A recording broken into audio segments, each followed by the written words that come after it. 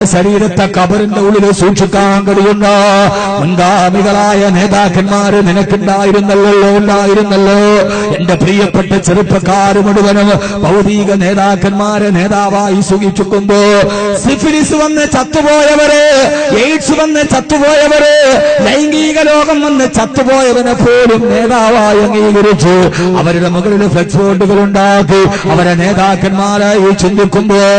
എന്റെ പ്രിയപ്പെട്ട ന്യൂജനറേഷൻ ഫ്രീക്കന്മാരെ, എന്റെ ന്യൂജനറേഷൻ ചെറുപ്പക്കാരാ,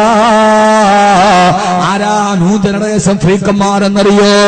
ആരാ ന്യൂജനറേഷൻ ഫ്രീക്കന്മാരെന്ന് ചോദിച്ചാൽ അണുകുടുംബത്തിൽ ജനിച്ച് ആധുനിക രാസവള നിർമ്മാണശാലയിലെ ഉപോൽപ്പന്നമായ ബ്രോയിലർ കോഴിയെ പോലെ മാംസവും കവളും വെച്ച് കെൻഡക്കിയും KFCയും ബർഗർ മാത്രം തിന്നു പഠിച്ച് രാവിലെ എഴുന്നേറ്റാലുടനെ മൊബൈൽ ഡാറ്റയുടെ ബാലൻസ് നോക്കി, ബാലൻസ് തീർന്നിട്ട് 1 GB താഴെയായാൽ വിശാലഭാവത്തോട് പ്രഭാതത്തോട് പരിഭവം പറഞ്ഞ് നാട്ടുപടികളിലൂടെ നടന്നിറങ്ങി വൈകുന്നേരമാകുമ്പോ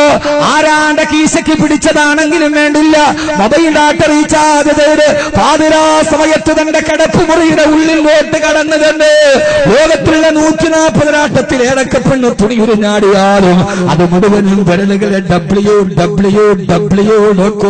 തൊട്ടു നോക്കുമ്പോ ലോകത്തിന്റെ ആഭാസങ്ങൾ മുഴുവനും ലൈവായി തന്റെ കണ്ണിലെ കണ്ട് പാതിരാത്രിയുടെ തണുപ്പേറിയ രാത്രിയിൽ അശ്ലീലതയുടെ ചാരിതാറ്റത്തോടെ കണ്ടും കൊണ്ടും അവസാനം അനുഭവിച്ച് തളരുമ്പോ